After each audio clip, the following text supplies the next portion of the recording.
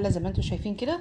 انا طبعا كنت غلفت ونسيت خالص ان انا ما صورتش اللقطه الاخيره ديتي، وكلمتكم في الفيديو وقلت لكم استودعكم الله وكده، ونسيت اصور اللقطه الاخيره. هي بعد ما خلصتها اهي كده الاضاءه احلى زي ما انتم شايفين، ما شاء الله مستويه ومهريه خالص خالص خالص. بصوا دايبه دوب اهي، جربوها باذن الله تعجبكم. والمره الثانيه بقول لكم استودعكم الله دمتم في رعايه الله.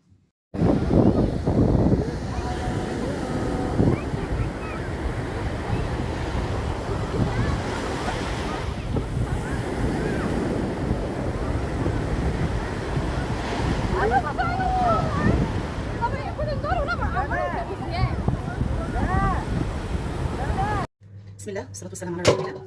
نبدا نصلي على النبي محمد صلى الله عليه وسلم. صلاه على النبي صلى الله عليه وسلم. جينا فجاه هنروح البحر وانا مش مرتبه نفسي لاي حاجه. طب اعمل ايه؟ اول حاجه عملتها طلعت كيسين لحمه من الثلاجه وابدا اجهز فيهم وصفه حلوه قوي قوي. تاكلها برز تنفع وتاكلها بعيش تنفع. وبصوا في الطعم مفيش بعد كده، ما ترجعش من ورايا، اعملوا ما ترجعش من ورايا. ماشي؟ انا معايا هنا كميه اللحمه دي، طبعا انت اللي بتحدديها، تقدري تعملي الكميه اللي انت عايزاها. معايا هنا لحمه هحط عليها نص معلقه كبيره ملح، ومعايا نص معلقه نص معلقه كبيره برضه كمون، ونص معلقه كبيره فلفل. الشطه اختياري بقى، انا هحط نص معلقه صغيره بس كفايه كده. ومعايا كمان معلقتين زيت، ما تكتريش في الزيت. خليهم بقى كده كلهم تقريبا حلوه كده، تقريبا محترمه كده. طبعا دي مقطعه زي ما انتم شايفين كده مكعبات، ما تصغرهاش عن كده، هي لازم تكون كبيره كده. لو اكبر من كده كمان تكون احسن. تمام؟ القطعيه اللي انت عايزاها دي على المشتغل، لان هي هي هتستوي فكلها تبقى حلوه. اي قطعيه موجوده عندك اعملي منها. تقريبا بس تقريبا حلوه قوي قوي. وهسيبها بقى في الثلاجه، طبعا مجهزه التتبيله دي بالليل، لسه مش هشتغل فيها الصبح باذن الله. هتبقيها معانا في الثلاجه لما الصبح ان شاء الله اوريكم هنعمل ايه. تمام؟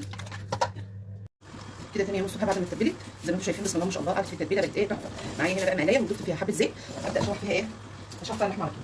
طبعا الوزات معايا سخن جدا ولازم يكون سخن علشان ايه تحتفظ بالعصاره بتاعت اللحمه جواها. احط كل اللحمه اللي معايا كده،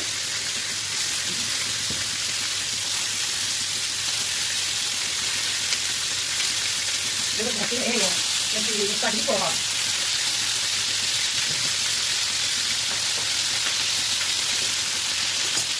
الحركه دي بتبان طعم اللحمه قوي قوي قوي، وما توقعتش الصراحه ان حد عمل الحركه دي قبل. ما فيش الصراحه عند اي حد، الطريقه اللي انا هعمل بيها اللحمه النهارده ما فيش الصراحه عند اي حد، ما فيش حد عاملها يعني. ابدا اخد لون الزيت، ابدا اقلب في مجرد بس تاخد معايا لون الشمع بس، اللون ده كل شويه طالما اللحمه تكون بتاعت حلو هتلاقيها بتمسك منك تسويه. طبعا هي كده لسه ما استوتش بس خلاص سوا كان حاجه هي لسه نجت. اقلب واحده كده كده من الحاجه دي تاني معايا هنا في الحله اللي انا هسوي فيها على كده اهي. بطلع من الجريلا وبضيف قد الحله على طول او من القليه يعني. تمام. هضيف بقى كل الكميه اللي معايا دي كده بالمنظر ده اهو، واكمل باقي الكميه اللي معايا اخلصها واوريكم هنعمل ايه